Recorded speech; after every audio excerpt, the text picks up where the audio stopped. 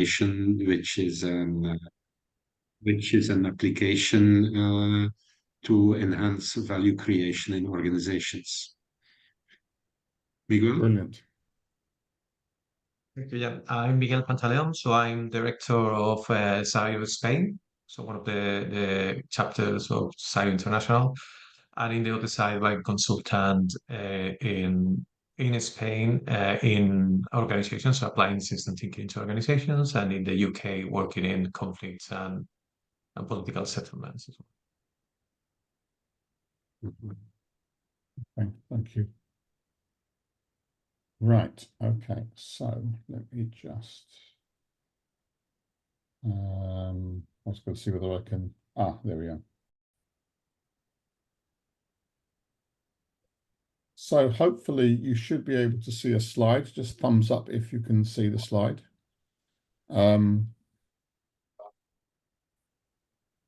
Yes, people see the slide? Yeah, good, thank you. So basically, the group of us who are talking today have all got together via SIO, which is Systems and Complexity in Organization. I'll let everyone else introduce themselves as they speak. My name is Antony Korycki, and we just want to talk a little bit about community engagement, and that is a leverage point for sustainability, and we're doing that through sort of exploring food system as a case study for how you get community engagement, and that's what we'll do later on as we kind of go through the session. So we really wanted to explore sort of a number of connected things. So the idea of sustainability, food security, community collaboration, and just sort of consciousness and awareness of community and communitarianism. We'll also have a little look at value streams of some of those food systems, how they're defined and made viable and scaled up. And then we'll also explore a little bit about a systemic approach to how intentional communities can make decisions and collaborate. And there's some stuff there about some modeling that we've done to look at that. And essentially, this is a dialogue about sharing what we do, how we do it, and how to accommodate different beneficiaries and perspectives. So we'll tell brief stories of 4 different organizations to highlight some aspects of community engagement. We'll show you some of the ways we've been able to model the food system. And then we'll also invite you into a little bit of a dialogue about sort of motivations, how you control food system, what knowledge there is in it, and how it's legitimacy in communities. And then invite you a little bit to question and reflect on what we've spoken about, what you've learned, and how you might learn a little bit more. There are eventually going to be 4 of us. Namrata Arora is currently presenting in a different session, but as soon as her session's finished, she'll come and join us. So there's myself, Jan, and Miguel at this early part. So I'll kind of crack on. And we have Gideon, who's just joined us. So hold on, we'll let you connect to audio, Gideon, before we continue. Right, welcome everybody. We're going to just talk a little bit about where we are. And I'm going to start off with one of the food system examples that we'd spoken about. This one is in a place called Plattfields in Manchester. It's called the MUD Group, which stands for Manchester Urban Diggers rather than MUD in itself. And as you can see, it is truly urban, because you can see the red brick houses in the background. It is a small site, which they have organised largely voluntarily. It is a local food growing space. The idea is not to make it a large commercial organisation. It is utterly sort of different to that, but it's volunteer led and connected to the urban community. So students, local residents, local shops. And it is very much a community resource and nested within that community. So you can see the sort of spaces there. It's very green, it's very lush, but it's also very urban. MUD Group is really interesting in that as a community-based food system, somehow they have gone straight towards a kind of systemic approach to thinking about and connecting environment, well-being, and community. So Manchester Urban Diggers is essentially an organising group, and they said they really had sort of 3 key objectives: the healthy environment, personal well-being, and building strong communities. And within each of those things, they had already defined some of the outcomes they wanted. They wanted to see more composting, less food waste, more trees, more green space, shift to circular economy.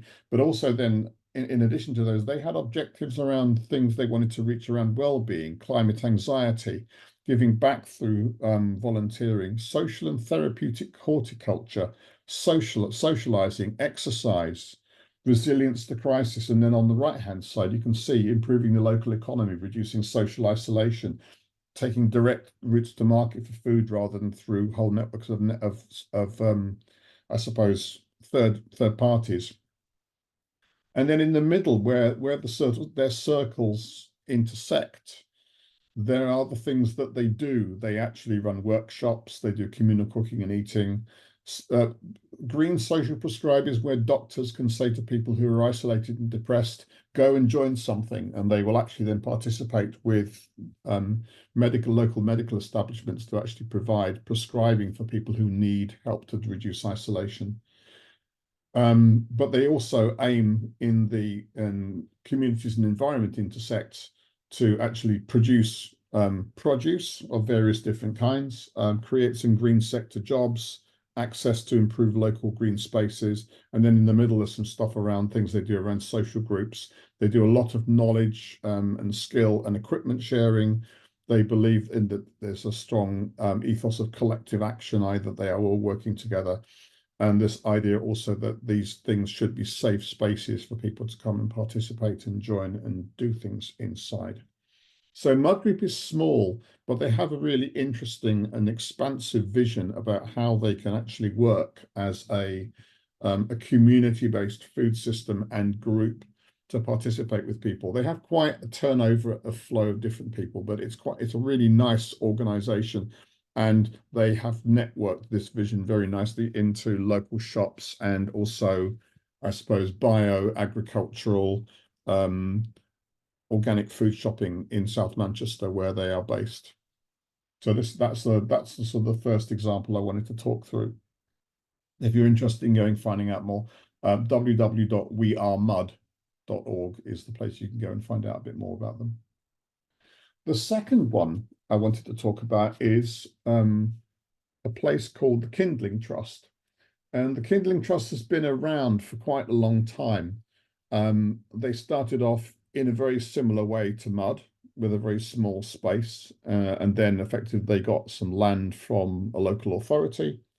They started farming that land, and then they started doing a whole bunch of other things, which were all about alternative food systems and farming.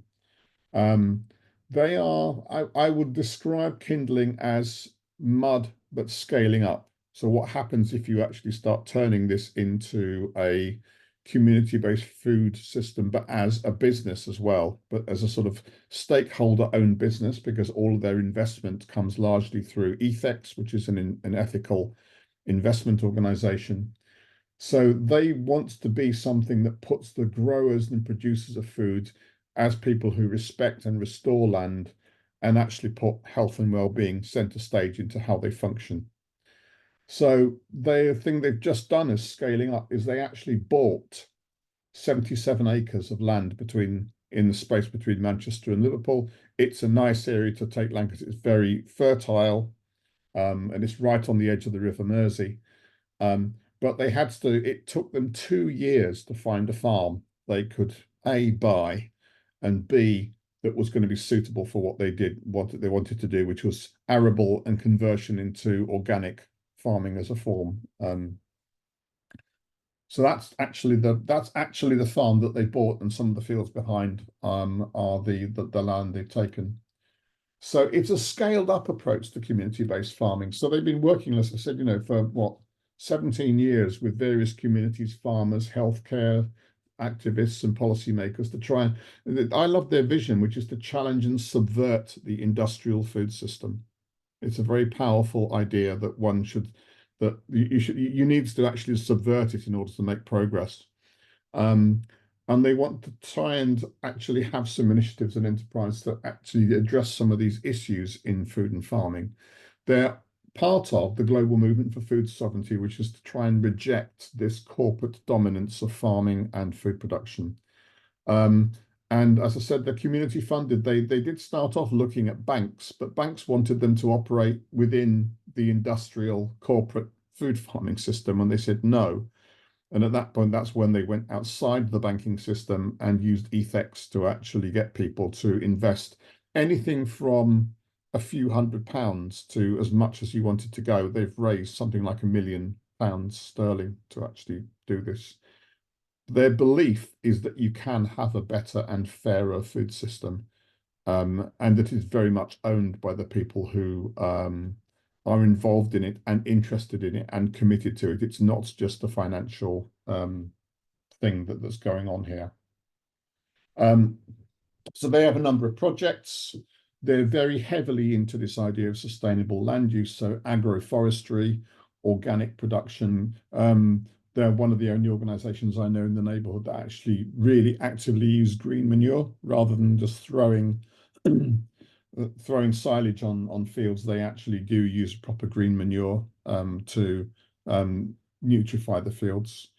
They do things like incubators to help people who want to start a farm. They have volunteering engagements, so similar to mud groups, so that volunteers from various different walks of life can go and join it. But they also run a commercial growers course. So if you want to become a market gardener or start a food business, they run things to educate people so they can learn how to do this stuff. So their whole point here is to actually increase the availability of sustainable food, so that their point is that sustainable food should be a right, not a privilege. So they work very closely with retailers of sustainable food, like sort of bio organic food shops in Manchester, to try and do that. And they attempt to change policy at local and national government through advocacy and practical examples. They want to build a more unified voice for the sustainable food movement, and as such, they also support a number of innovative and cooperative enterprises. So they have an organic veg scheme for people who wish to actually invest in organic veg. And they also, a bit like Mud Group, they run a slightly larger 1.5 acre urban site, which is a food hub in the middle of a town. It's about sort of 3 kilometers from where I am. I can walk to it. It's on the edge of a park, and I can walk in and say, I want to come and help do something, and someone will find me something to do. It's a really nice sort of relaxed engagement with them. If you want to find out more, there's loads of stuff on Kindling Trust. They're just at kindling.org.uk. It's one of the only initiatives I've seen of this type in the last few years where they've actually tried to take the small community-based farming system and actually scale it up through buying a farm. And as I said, they had quite a challenge just to try and get someone to come and finance them to come and do this, but they've actually done it. They have a farm, and they are now building it into an organic food-based system with community engagement. Right, Miguel, I think we want to just move on a little bit, talk about complexity of the food system. Yeah, thank you, Tony. So over the last year, we have been working in trying to make sense of what are the factors that are involved in sustainability and circularity.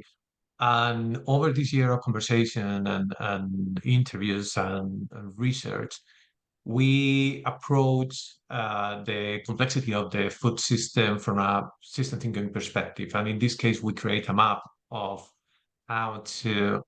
how the different factors in the food system are interconnected. And here we can see clusters of concept, so from the local market to logistic, emission, natural resources, technology, regulation, community, synergy. And the interesting part from our point of view is the relationship that among all these elements, how these relationships are created and maintained, and what critical relationship condition the chances of a community, for example, to develop a sustainable food system. So next slide, Tony, or if you want to add something here, Tony or John, just I'm good. You tell me when you want to move the slides on, Miguel. Yeah. So this is an example. Another community-based example that is very interesting in the south of Spain, in Andalusia. that the values of this is a social work cooperative established in 1958, and it is interesting because the values that combine history, family, territory, and circularity. And history is because in this area of Spain that is well known for the olive oil, that is, they produce a pure olive oil and is very reputed around the world. But they have a history of centuries producing this olive oil. And these families here capture this history of producing and organize themselves in family-based companies. And all of these family-based companies, around 1,400, are connected through this social cooperative that is called LOXA.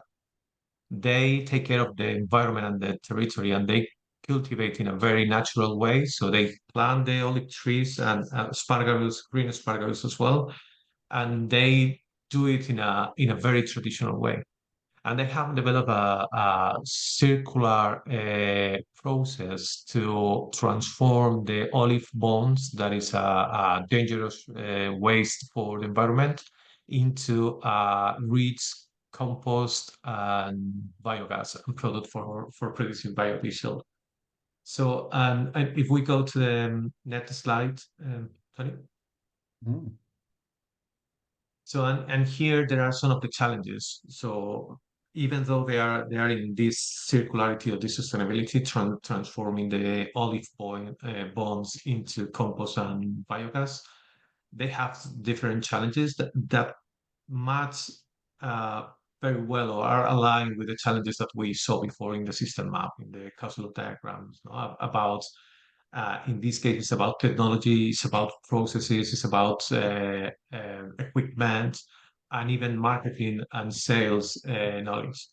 Now, this is an example of a central value stream, how they go from this organic waste from olive oil to compost and biogas as byproduct of their production, and how in the middle there is a fermentation of the olive bone, and how they create, or there are space opportunities for collaboration with other organizations as well, no? In the idea of cooperating for being circular. And the challenges they face here is biotechnical knowledge and process knowledge for improving this fermentation, and the machinery or the equipment for being able to transform this and or to deliver this process, and as well as traceability technology for being able to follow the process of compost and gas. The compost they produce, they reuse it in their olive oils of the land where they have the olive oils. So in this way, they are providing with compost for their members, and they produce biogas as well for using this biogas into their own production. But at the same time, they can commercialize, and this commercialization of the compost and biogas is where they manifest the need, or they create an opportunity for collaboration with someone that knows about marketing and sales, and obviously market. And at the same time, in the process of fermentation, there is an uptake of and use of biogas. How improve the capture of biogas and the reuse of biogas. So that's an interesting example, because it is the community is based on family links, and it's based on families working together to upscale their capacity, not only to produce and commercialize, but to improve circularity and sustainability just by working together.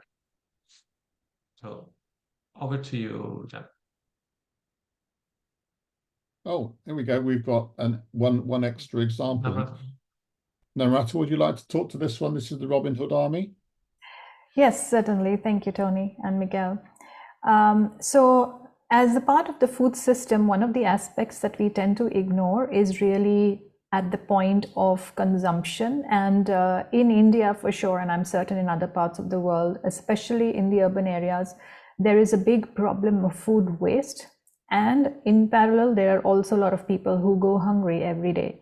So one of the things that a Harvard alumni has come up with, he is from India, is what is now called as a Robin Hood Army and has become a Harvard business case study as well, is a way in which food waste is channeled to the people who need food to beat global hunger, bringing out the best in humanity and working purely on volunteer basis. So there is no registered organization per se, there are no employees, there is no funding. It's a huge volunteer base and they are self-organized in each chapter across 13 countries in Asia and Africa.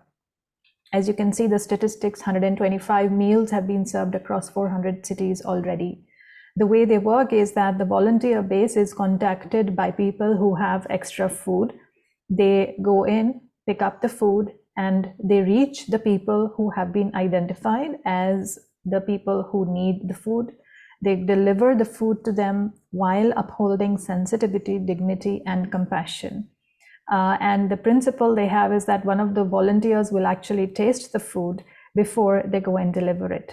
And at the end of the delivery, they take a picture with the people who received the food as a way of encouraging others to also donate food and to be able to provide that sense of dignity to people. So it's a beautiful example of how compassion has been mobilized in being able to solve one of the aspects of the food system beyond just growing and getting food to reach people.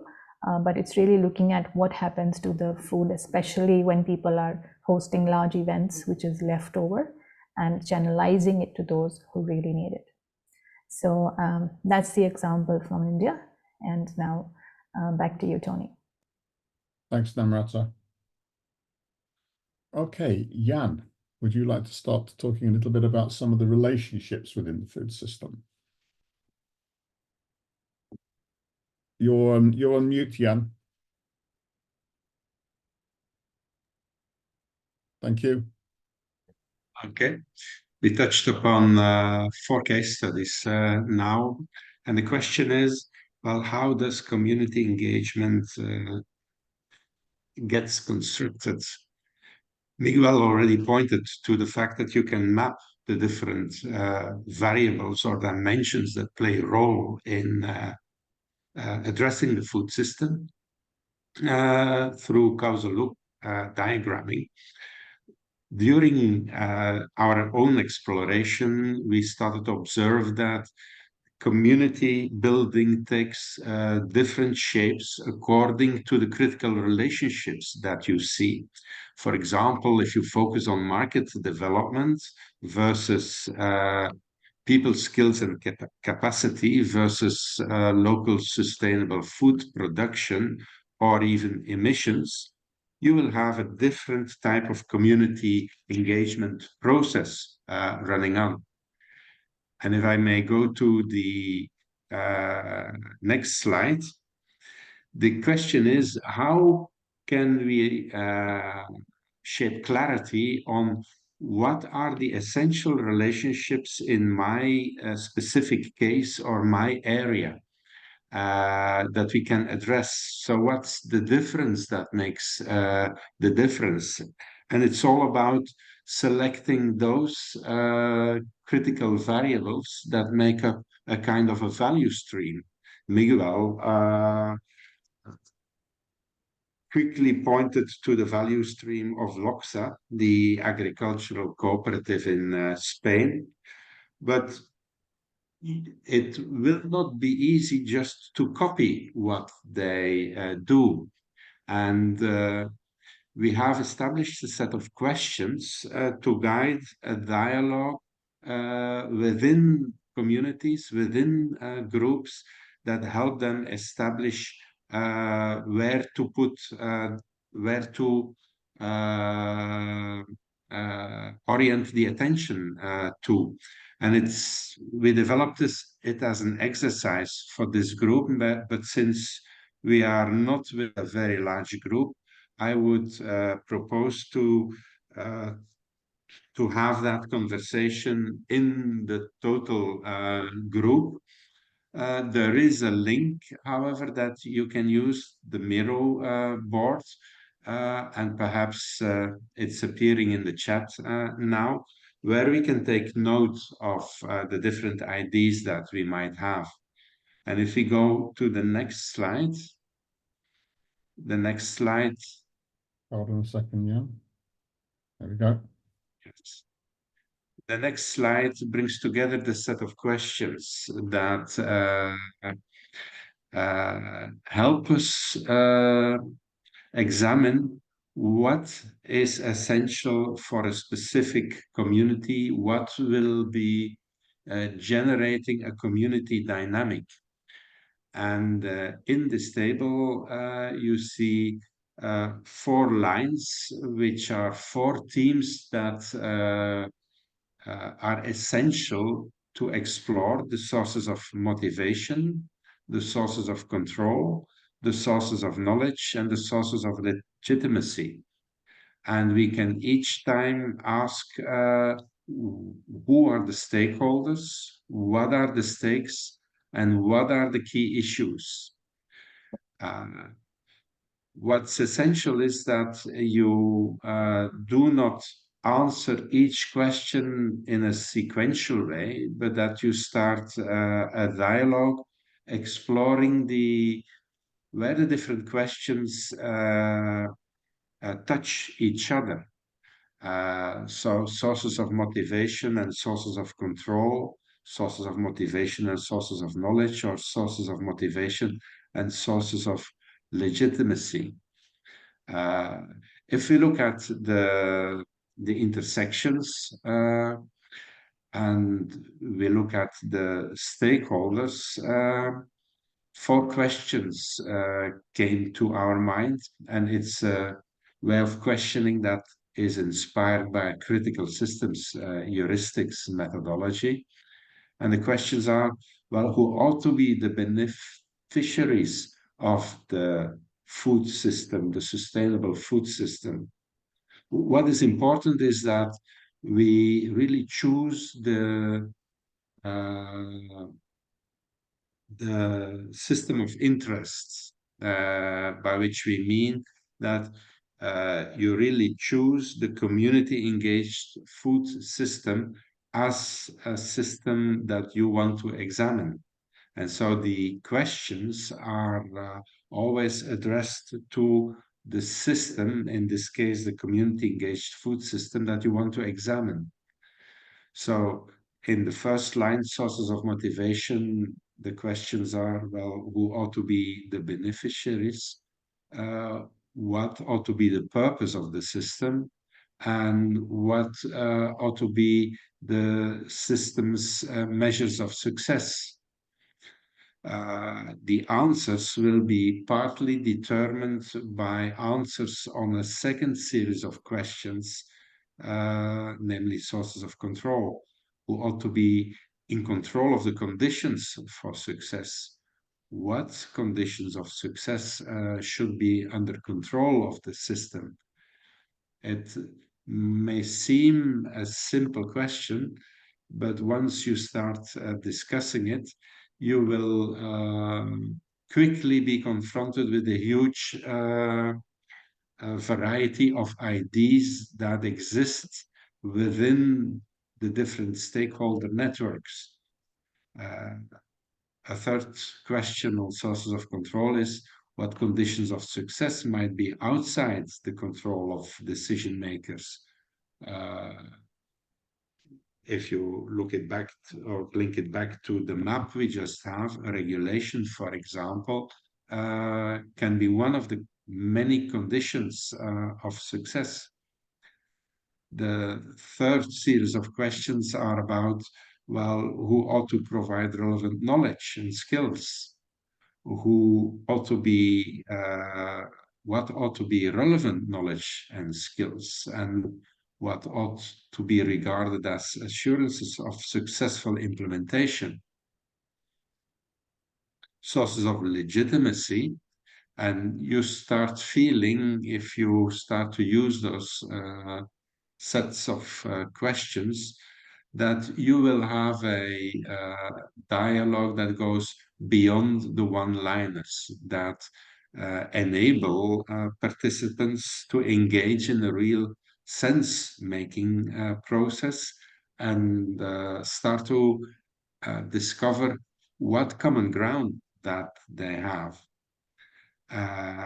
Sources of legitimacy who ought to represent the interests of those negatively affected by but not involved with the food system. What ought to be the opportunities for the interests of those negatively affected to have expression and freedom from the worldview of the food system? And what space ought to be available for reconciling differing worldviews regarding the food system amongst those involved and affected? So what I would like to open the dialogue on as a group. If we think about the food system that we have in view in our local community, my first question would be, if you look at these 12 sets of questions, which ones would, if being discussed, would really make a difference and speed up the sense-making process in that specific community and thus contribute to community building? I don't know whether I make myself clear, or Miguel or Tony or Namrata, you want to add something here? No, I think that's okay, Jan, because effectively the whole point about this point was now to just throw us into, I'm going to suggest that I unshare for a second and we go into Miro and we share the Miro screen, Miguel, that you've got, and actually have that conversation as a small group. Does that feel reasonable? It feels. So I think the next slides were going reasonable. into individual questions, but I think we can actually go and do that as a group. So this is a whiteboard that you're looking at. Let's just start at group 1, which is really. Can you zoom into that bit, Miguel, please, so that we can just have a look at. So now we're just a little bit. Give me a sec, Tony. Just a brief introduction to this. This is a whiteboard, so everyone can take one of these post-it, double click on it, and write something. So if we express our ideas, we can put it in this way, and we can move it. We can move this post-it in whatever the question. If you have any problem, just let me know, and I can help you with anything you need. Perhaps we can take 2-3 minutes just to put our ideas on the Miro. And by the way, is everybody able to enter the Miro boards in the group? You can, but of course the idea is you can also see it on the screen as well. So if you can't go and get into the Miro directly yourself, don't worry about it, because you can see it up on the screen here. Yes, but I'm getting a message from Dan that he was not able to enter the Miro board. It's still loading. Dan, if you're struggling to just go, just keep your Zoom viewing screen up, because that way you'll see the same thing as we see, and you'd see the same thing if you went into Miro as well. But it matters less that you go into Miro now that Miguel's shared it. Yeah, that's fine. I just thought you were wanting people to do our own answering in Miro. You can do your own answering if you'll get Miro to load. So sorry if it's being awkward.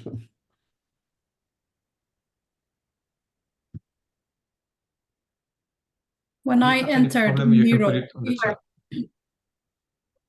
when I entered Miro, it was zoomed into an empty corner. So zooming out maybe helps the other parts of the board come into focus. Go to a place where where Miguel is. If you zoom into where Miguel is, and on the We top are right hand here. corner, you can follow Miguel's little picture there, and you'll find his name. And then you can zoom into him. So I'm going to deliberately follow Miguel that way. Where he goes, I will go. Yeah, I have a way of.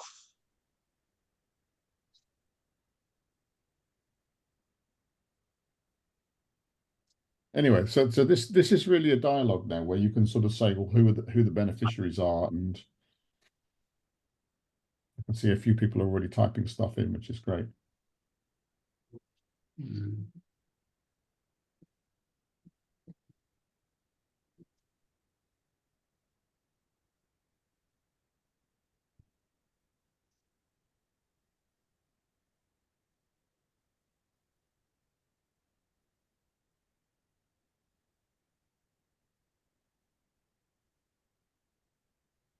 So now just go across this top line and say, who do you think the beneficiaries are?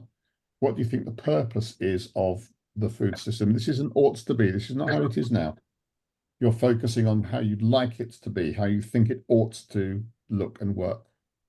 And then what measures of success there might be that we might be able to test.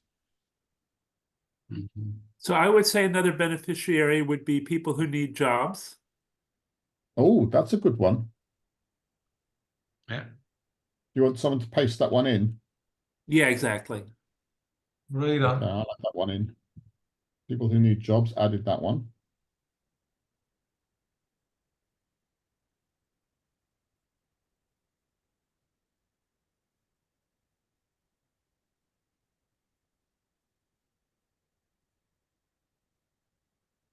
I mean, I'd one about providing food at a community level.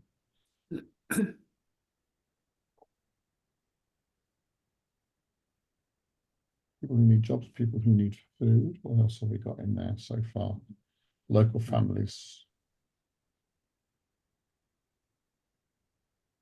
It's interesting.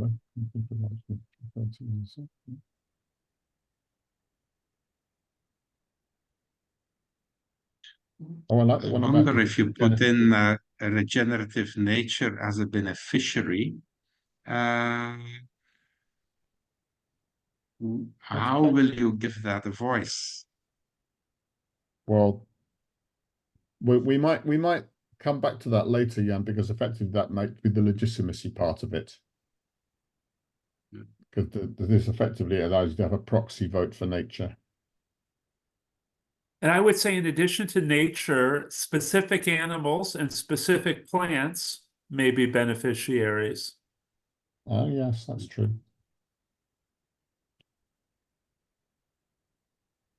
Animals and what else then? And plants, and maybe I should subdivide that. On the one hand, there's animals and plants that are directly part of the food system, like cows or lettuce. And on the other hand, there are animals and plants that just happen to live in the vicinity. Okay. Mhm.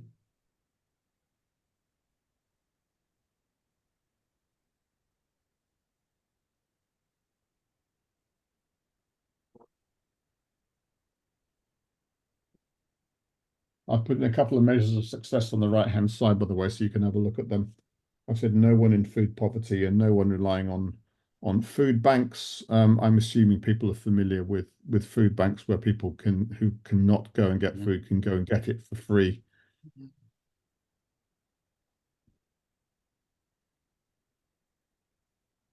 And I would say another measure of success is full employment.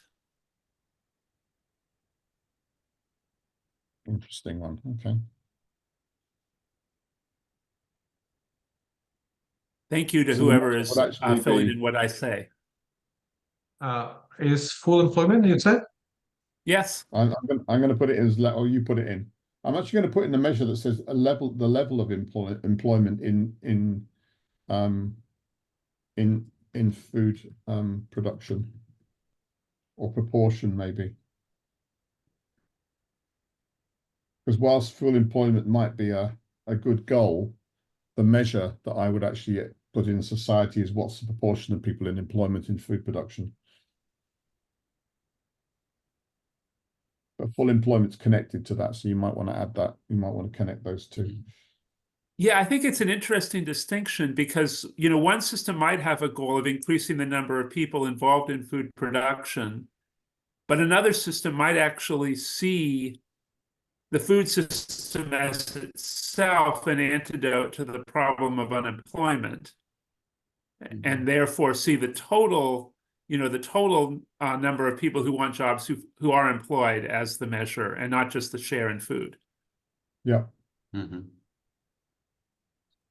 I wonder with what we already have on the Miro boards, what you would already see as critical relationships between the three rough dimensions that we have.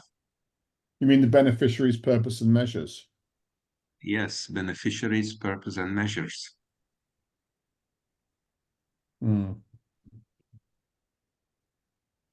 Yeah, because So the what kind of implication critical is relationship would contribute to community engagement here?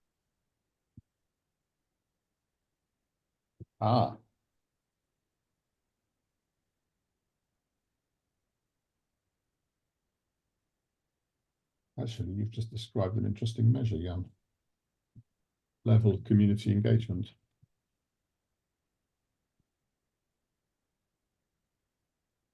Well, actually, I'm going to add another one as well, which is the level of community awareness. Yeah, but my question was more a meta question. We are now currently in the phase of brainstorming our different and sharing our different views.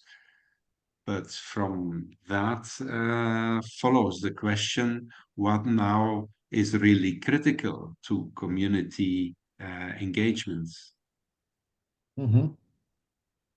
So my point here, Jan, to reply this question for me is maybe it's not the key one, but the development of local market and services around this local market could be a critical relationship, because from my point of view, if the local production, so the local food system doesn't produce this next stage of connection, that is, we provide this to the local market, and because we provide this, we create new spaces for buying and selling food, but people connect to buying this local market. We create services around this.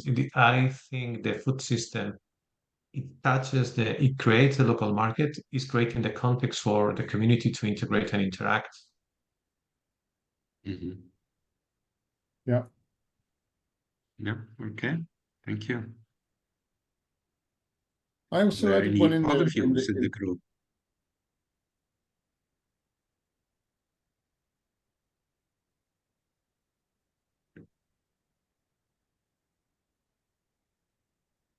Well, it's interesting, isn't it, to ask the question? Because obviously implicitly, Jan, there's a connection between obviously who the beneficiaries are, then define the purpose and what happens. Yeah.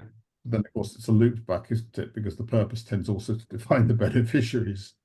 Those two are looped on each other. Those two at the top left.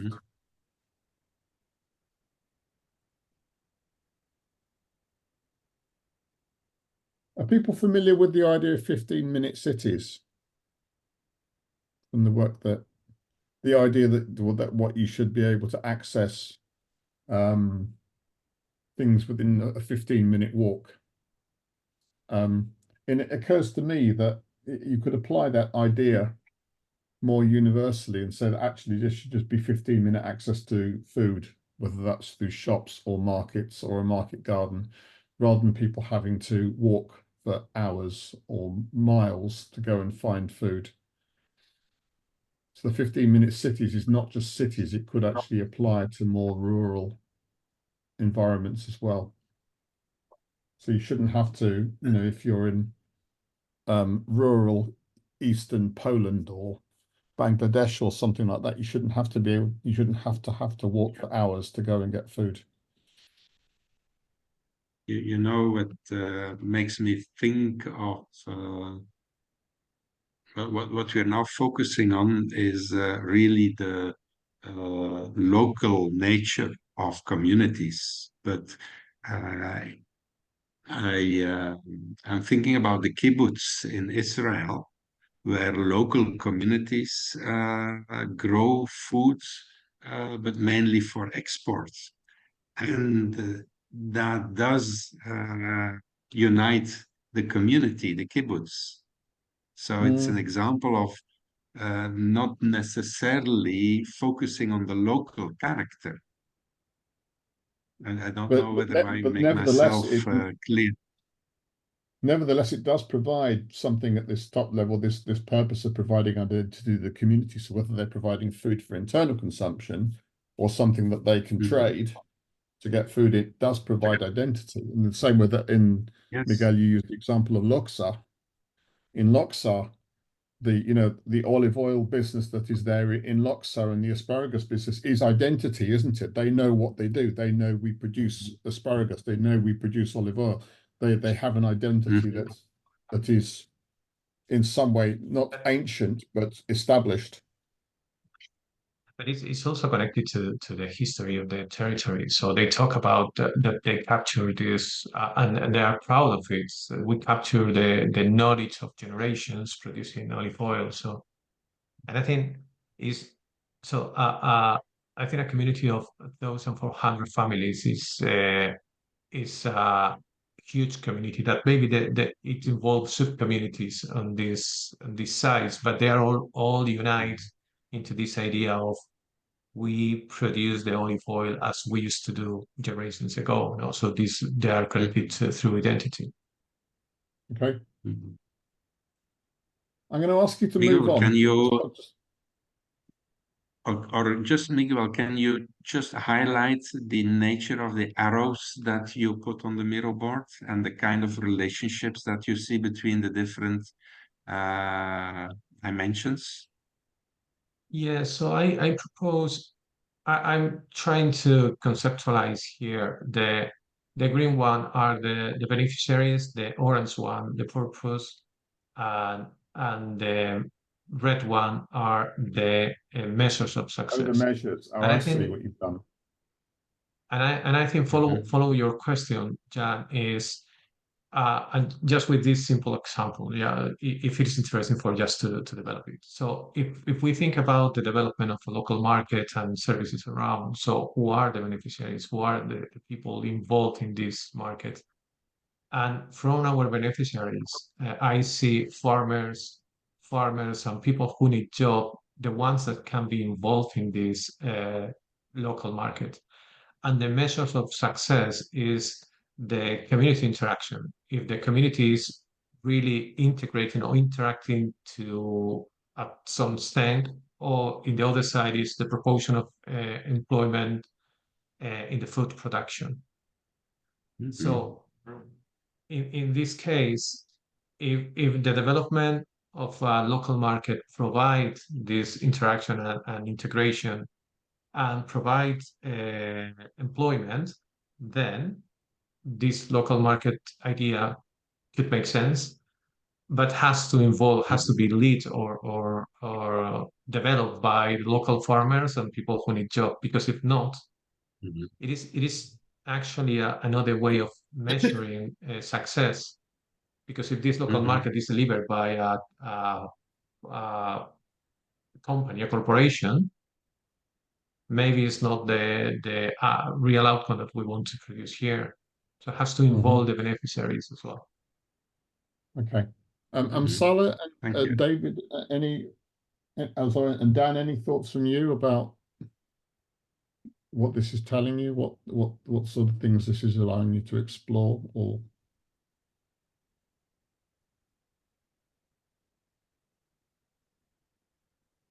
doesn't matter if it doesn't. I'm going to ask you to move on actually, and I want to scroll down. We can go to the second line. Very interesting experience. So I'm joining and working. So let's explore the second series of questions on sources of control. And focus on the decision making, the resources, and the decision environment. And as we proceed, you will see that the uh, critical relationships diagram that we are constructing will become more and more complex, demonstrating at the end how we as a group look at the food system and what is critical in the food system. So the first question in decision makers is who ought to be in control of the conditions of success? And the second question on the resources is what conditions of success ought to be under control of the system. And the third question is what conditions of success might be outside of control of the food system. So let's take a minute to share some ideas here.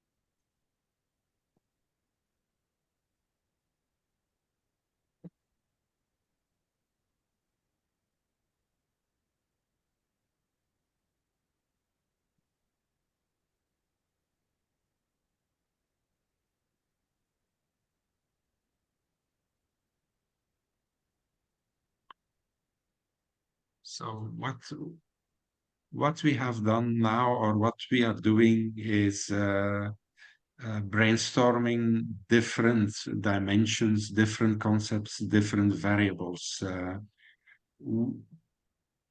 Why are we doing this? We are doing that to further build our causal looping map, the map Miguel just started to construct. And here we can ask the question, again, with what we have already constructed, what can we add to the map? What are really critical relationships that help us gaining insight into the local food system? And can we make explicit hypothesis on what influences what? It's part of the exercise of making sense of the local system. Perhaps, Miguel, you are already seeing, having built already a mini relationship diagram, what you would take to complete or to further add on the model that we start to build. I have an initial question for this because I put the focus. So, and it's interesting because our reflection is conditioned by the, as is captured here at the worldview or the perspective we are looking at the food system.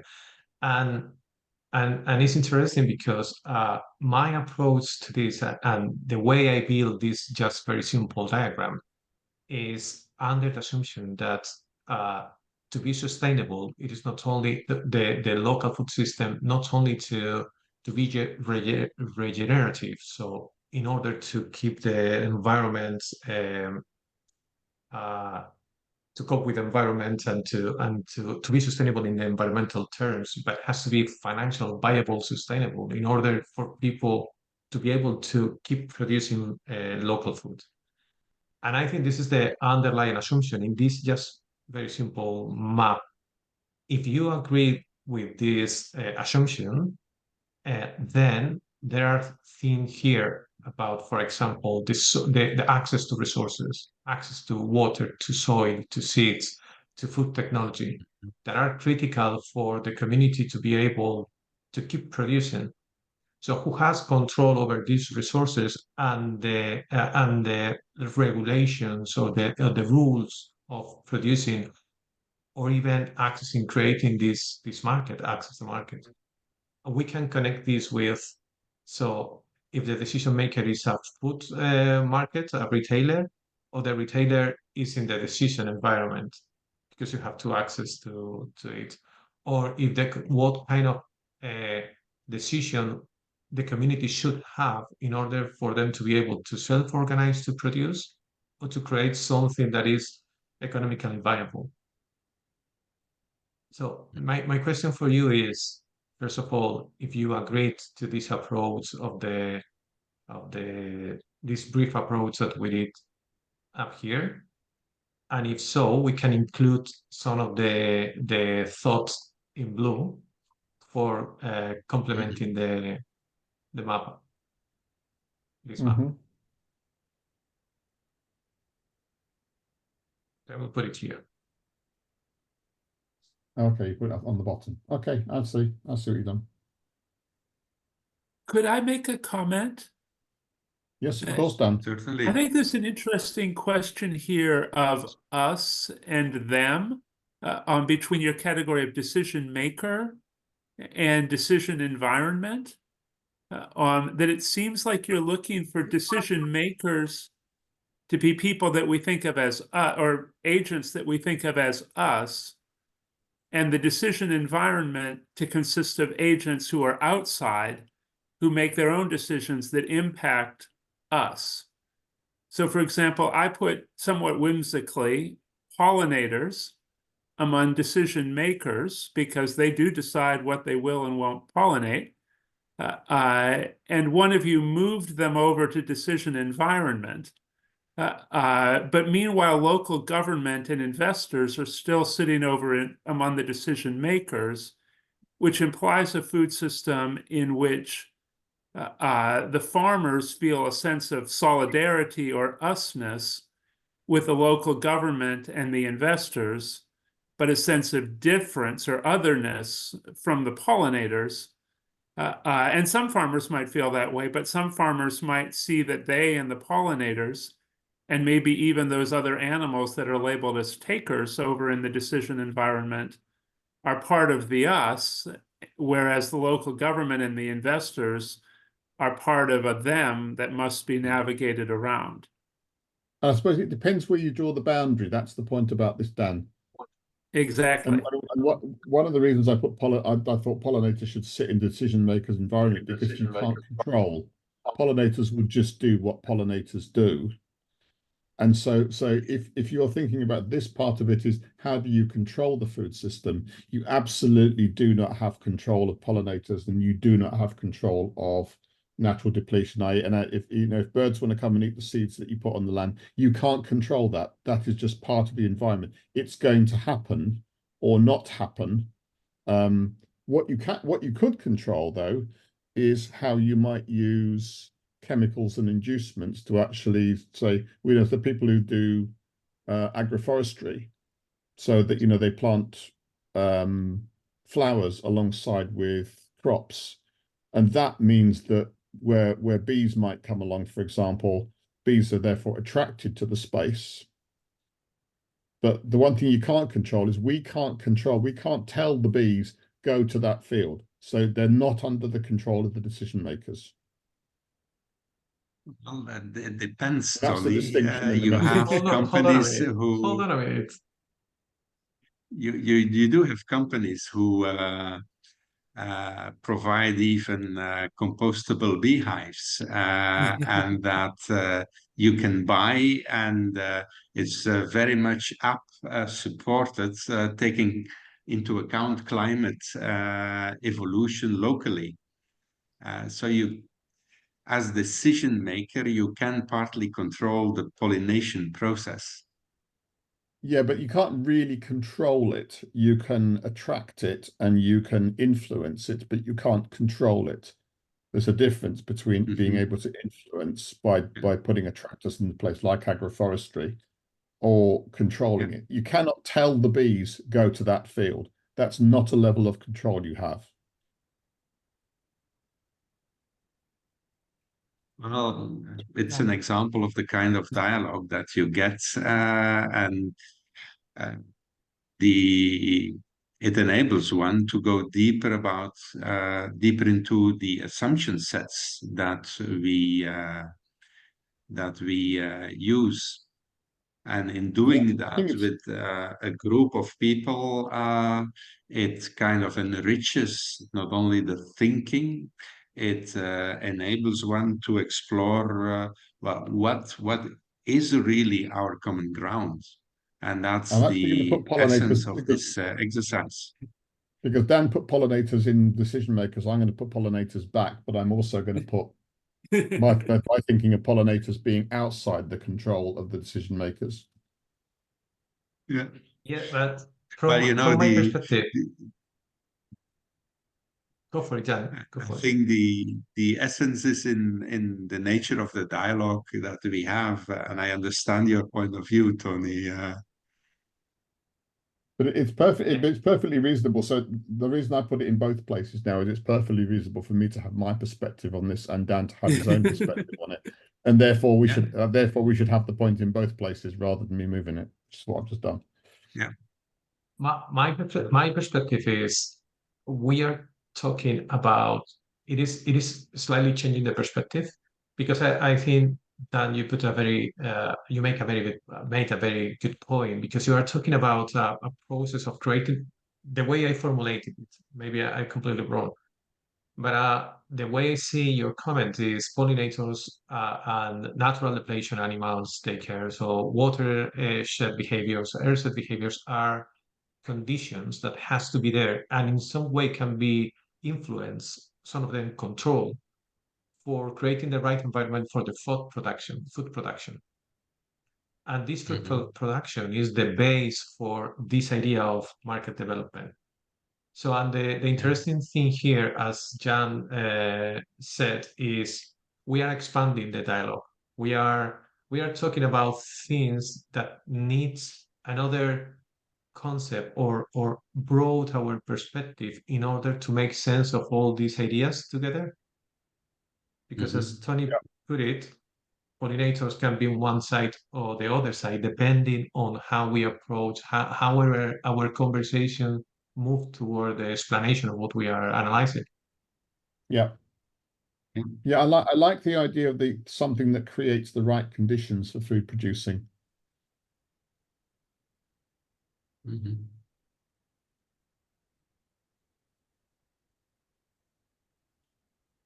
So you can already imagine that if we proceed, we have now, well, spent a very brief time on the first three questions and the second set of three questions in order to demonstrate, well, what kind of thinking, but also what kind of exchange you get amongst the different parties involved in this exercise.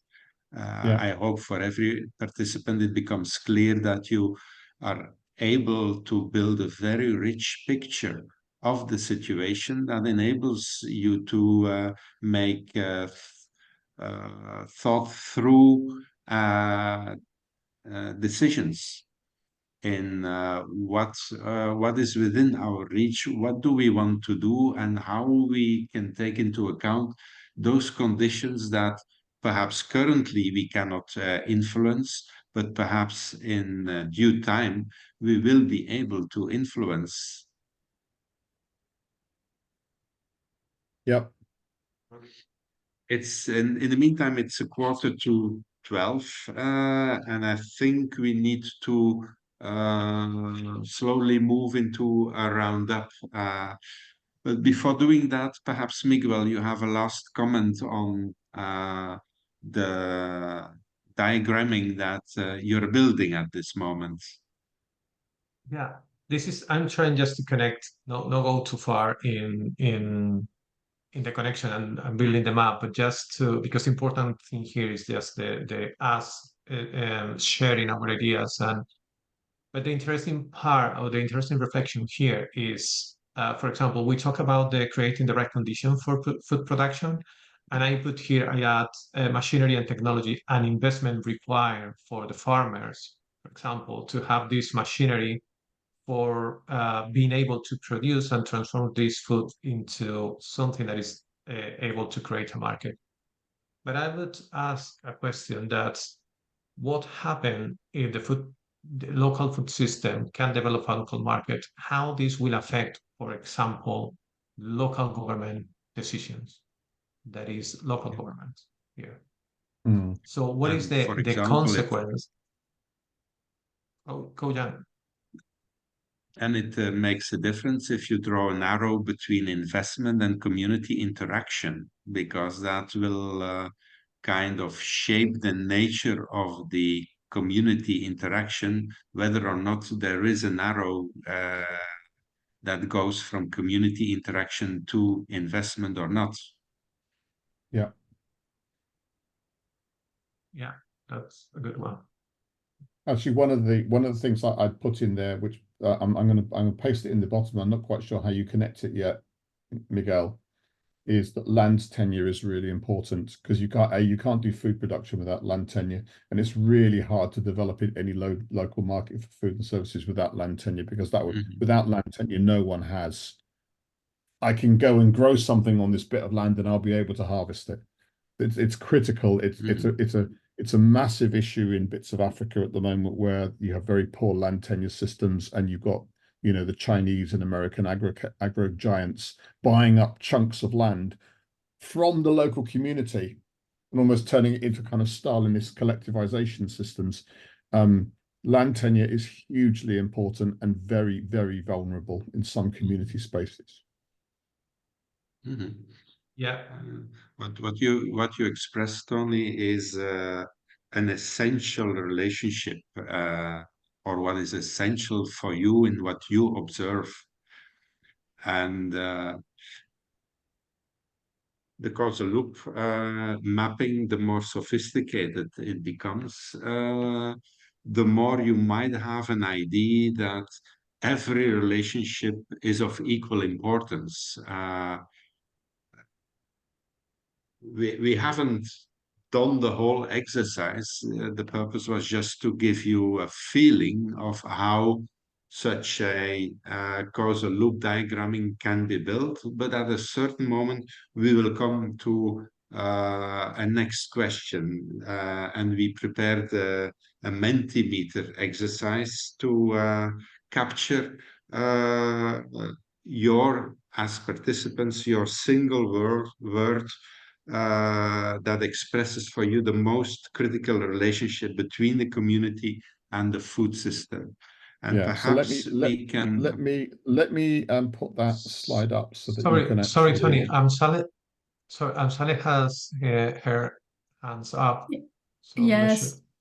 No, I just was wondering about, this is a very interesting exercise, and I was thinking about this eco-village that I studied as part of my PhD project, where the community members often had a lot of conflicts around the houses or around how to design the community. But the one thing that they all agreed on the importance of was their local farm, their organic farm.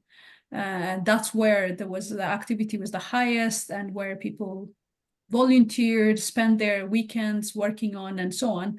And back to the land tenure aspect, that they were in agreement that part they wanted to claim ownership of from the investor that had the rights to all the land.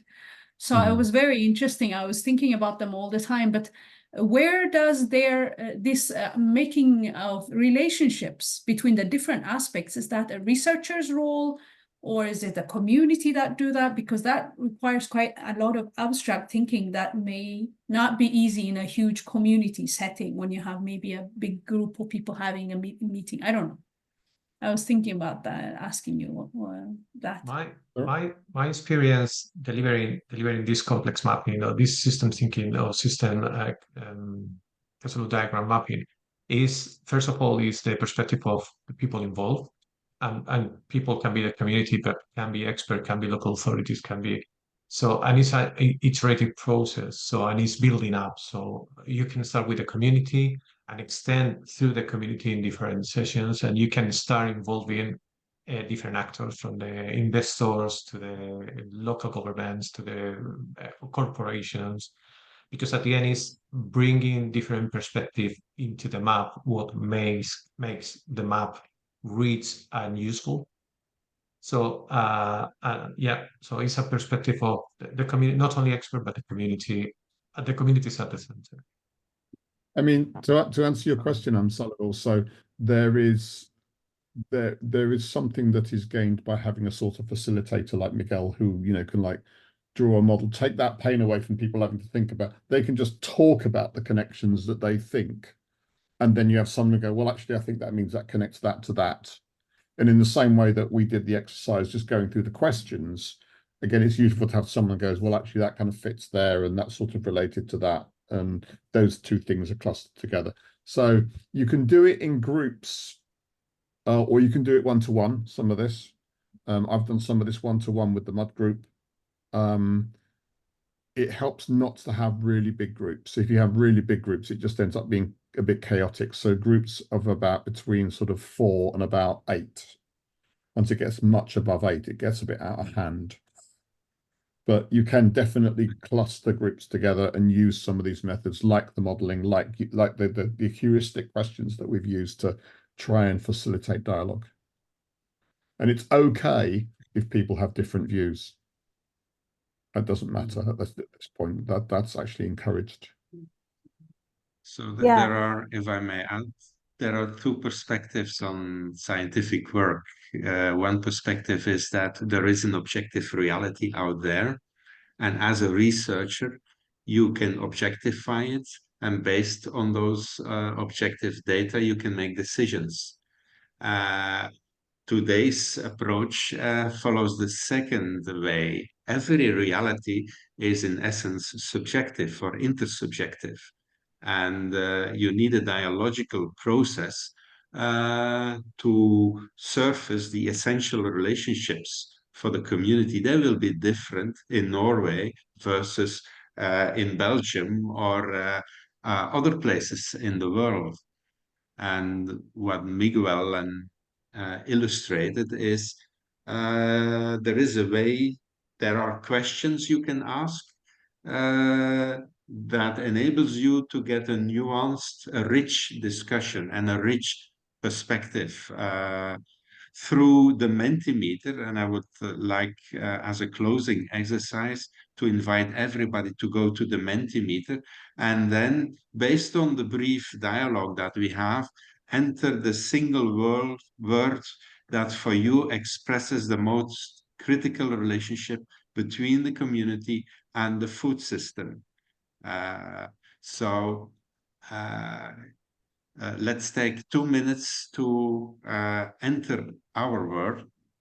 Our words, for example, land tenure can be an essential word. You can enter it, or you can enter different words. And then we'll see how this group is, what surfaces within this group. Is everybody able to enter the Menti board? I'm able to go in, but it's saying, please wait, the presenter hasn't changed slides yet. So it's asking me to wait for something, but I don't know what I'm waiting for. I have gotten in. I had the same experience as Tony. Oh. I was able to reply. Have you entered your word yet, Sala? Yep. I will. I was about to, but I Yeah. followed the last link in case the last link on the chat list. Okay. The wait there for the is presenter thing happens after you enter your word. Yeah, there is a way of looking at the presenter view. I've just pasted in the presenter link as well, so you can go in and have a look at what's coming up.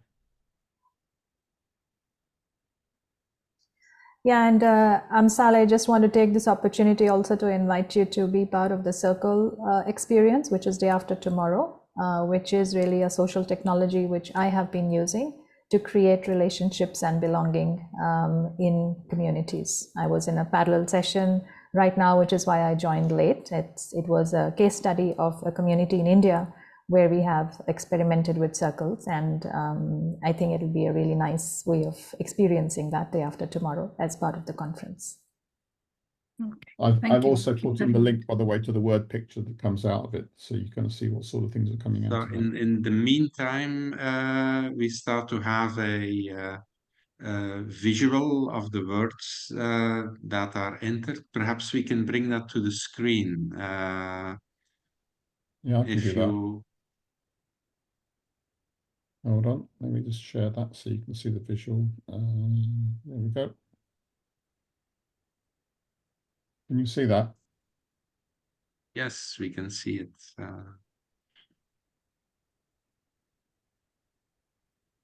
Viability, ecosystem, tenure comes out. So land tenure and tenure. Coherence, perspectives, caring for nature, sustainability, ownership, which is ownership related to tenure, or is that something else? Mhm. I put the word Could I So make a land comment? tenure Yes, Dan. appears 2 times. Yeah, I was the one who put in belonging, and I wanted to express the idea that participants should feel that it's their food system, that the food system is not external to them, because I think especially in urban environments, people do often assume that the food system is somehow out there rather than among us.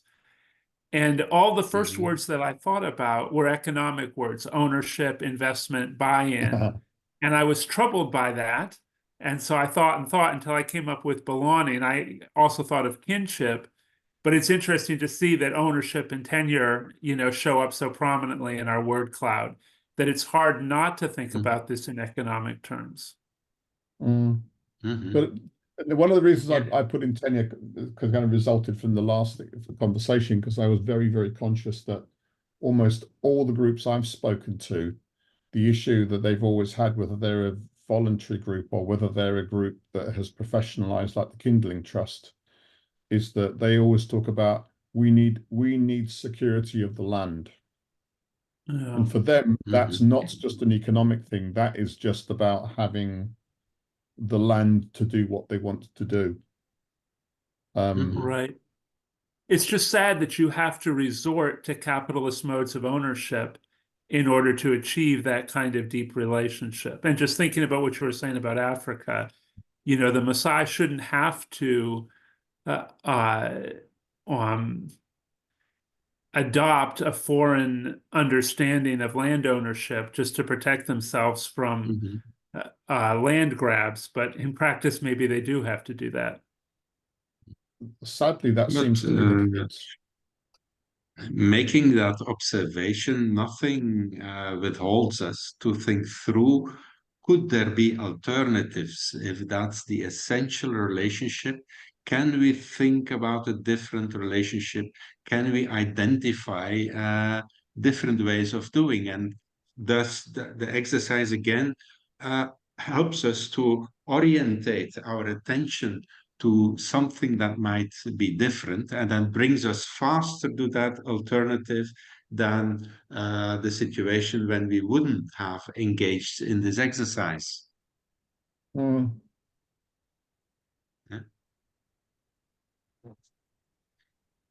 Yeah. So it's 12 to... o'clock. I think we come to the end of our session. Tony, would you have a closing message that you want to share? I suppose the only thing I had sort of to say really was to thank people for coming on and for sharing and for raising their points. Question just Salah, is the are there something, do I want to send the slides into you guys so that you can put them up on PDF as part of the presentation? How will that work? Because obviously there's some links here to Mud, Luxor, Kindling and the Robin Hood Army, and there's links to those of us who presented today. How do you want that to work? Do you want me to send them to you or someone else, or? You can send them to me, and then when we upload the videos that we're recording and any other resources that we will link to your sessions, I can make that available to them. Okay, that would be super. Do I have your email, or can you put it in the chat for me? Yes. I thought we were communicating, but I can on email before. Yeah, I'm not sure. I can't remember whether I had your email or not. I just want to make sure that I know where to send them. Yeah, sure. Okay. I think we're done. Okay. Thank you everyone for participating. Thank you very much. Thank you very much all. Yes. Yes, Thank you, for the everybody. interesting workshop. Thank you for the support, Amsale. Thank you, everyone. Yeah. Thank you so See you much. in the next workshop. Bye. Bye. All right. Thank you. Bye. Cheers. Bye, everyone.